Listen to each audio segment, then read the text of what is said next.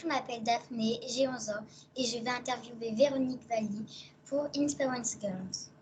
Pouvez-vous vous présenter? Bonjour Daphné, et déjà merci de m'avoir invitée. C'est un honneur de répondre à ton interview. Je suis très contente d'être là avec toi ce matin. Alors me présenter, je m'appelle Véronique Valli, j'ai 55 ans. Ça fait 33 ans maintenant que je travaille avec les chiens. J'ai commencé donc en 1990 et je suis donc éducatrice canin et comportementaliste canin. J'ai aussi un diplôme d'université, donc un DU en éthologie, spécialisation relations homme-animal. Voilà, pour faire une présentation très très large. J'ai aussi fait 23 ans d'élevage, je fais un petit peu de toilettage, je fais du massage canin et puis bien d'autres choses encore que l'on peut découvrir sur mon site internet. Voilà, une petite présentation générale. Comment fait-on pour faire le même métier que Alors, pour faire le même métier que moi, malheureusement, aujourd'hui, il n'y a pas d'obligation de se former et il n'y a pas d'obligation d'avoir un diplôme. C'est très dommageable. C'est en cours. Il y a vraiment des gens très sérieux et notamment notre syndicat qui s'en occupe. Mais aujourd'hui, tout le monde peut, avec une petite formation d'un week-end et un QCM le dimanche soir, valider ce qu'on appelle aujourd'hui la CACED et dès le lundi matin se déclarer éducateur canin. C'est vraiment dommageable. Il existe aussi des formations donc, dans des écoles spécialisées, notamment le BP canin, donc le brevet, BP, je ne sais plus le nom du P. Donc, en tout cas, c'est un brevet en éducation canine qu'on peut passer dans des écoles type maison agricole ou. Enfin, je suis pas, désolée, je ne suis pas très à cheval sur cette partie-là, du fait que moi, effectivement, il y a 33 ans, en plus, il n'y avait rien. Donc voilà, aujourd'hui, il y a quand même des formations, donc le BP canin reconnu d'État. Il y a aussi des formations privées, il y a des centres de formation privés.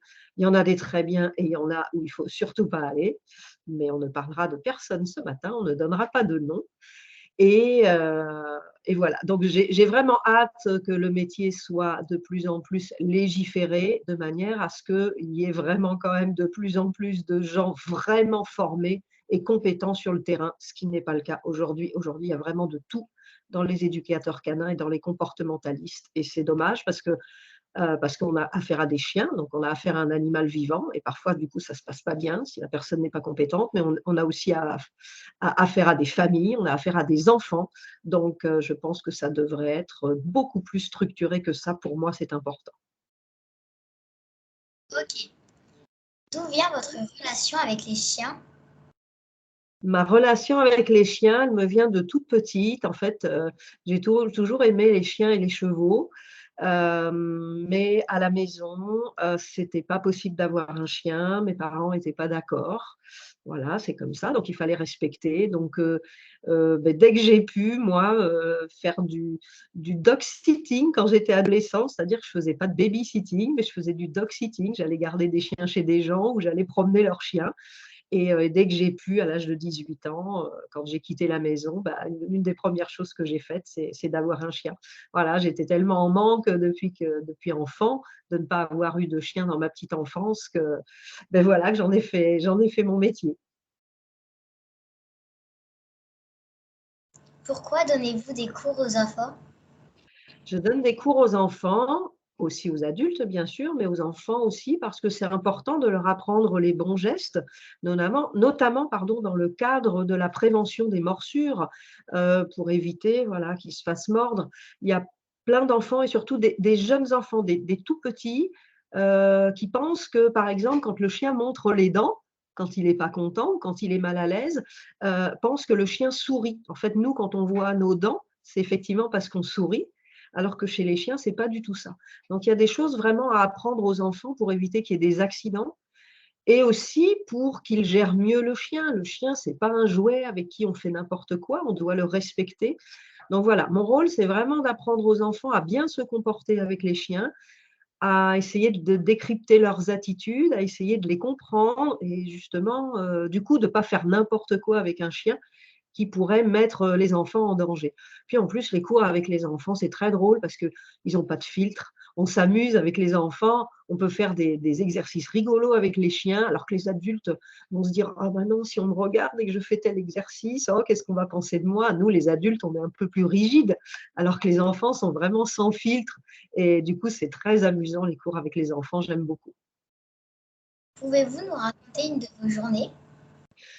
Alors, il n'y a pas vraiment de journée type parce que, dans mon activité, je fais plusieurs choses. Je donne des cours individuels, donc ça peut être en extérieur, c'est beaucoup en extérieur, en situation réelle. Moi, je ne fonctionne pas avec le système de terrain d'éducation où tout le monde va tourner en rond le samedi après-midi. C'est pas du tout ma manière de travailler.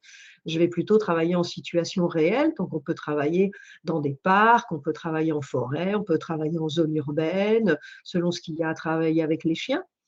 Je peux être amenée à aller au domicile des gens et des chiens aussi, s'il y a des problèmes de comportement.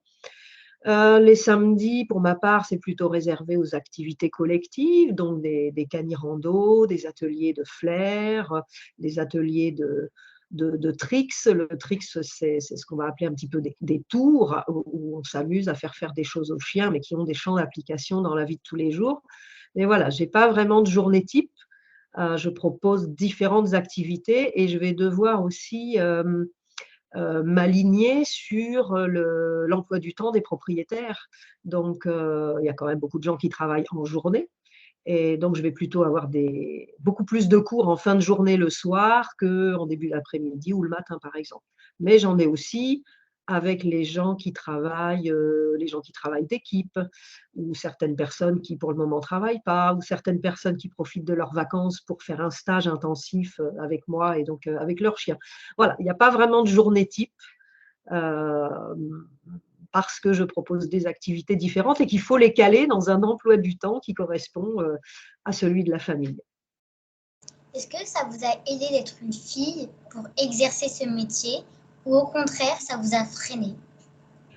Non, moi je pense que ça m'a aidée parce que, depuis de nombreuses années maintenant, je pratique ce qu'on appelle aujourd'hui l'éducation positive, l'éducation respectueuse et bienveillante par rapport à l'éducation type traditionnelle ou dressage, ce qu'on a pu connaître avant, qui existe toujours malheureusement, hein, qui est pour moi pas bien traitant.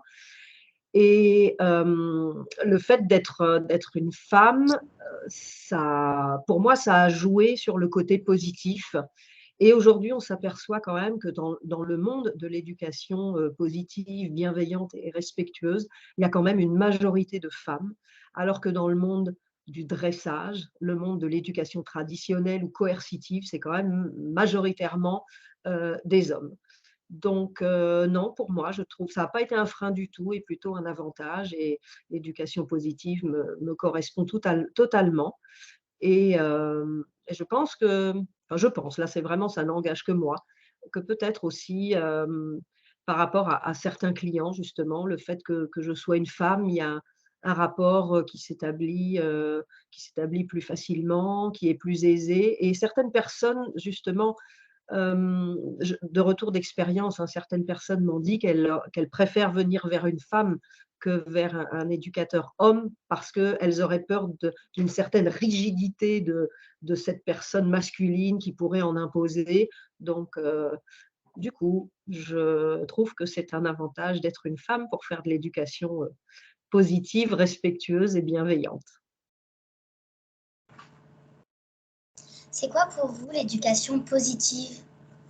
Alors, l'éducation positive, ce n'est pas une éducation bisounours ou laxiste, comme certains voudraient nous le faire croire, soit parce que ça les arrange, soit parce qu'ils ne connaissent pas ce que c'est que l'éducation positive. L'éducation positive, elle a bien sûr des limites, elle a bien sûr un cadre, c'est évident. Simplement, on n'est pas violent. Pour apprendre des choses à un chien, pour mettre en place des apprentissages, on va utiliser des outils qui sont des outils pédagogiques, qui sont des outils de compréhension. On va amener le chien à développer son potentiel, on va se servir de ses qualités pour obtenir le résultat souhaité, bien sûr. C'est donc le chemin qui est lié à l'apprentissage qui est différent entre l'éducation positive, bienveillante et respectueuse et l'éducation coercitive, qui est beaucoup plus dans la maltraitance et dans la violence, ce que l'on combat fortement depuis de nombreuses années.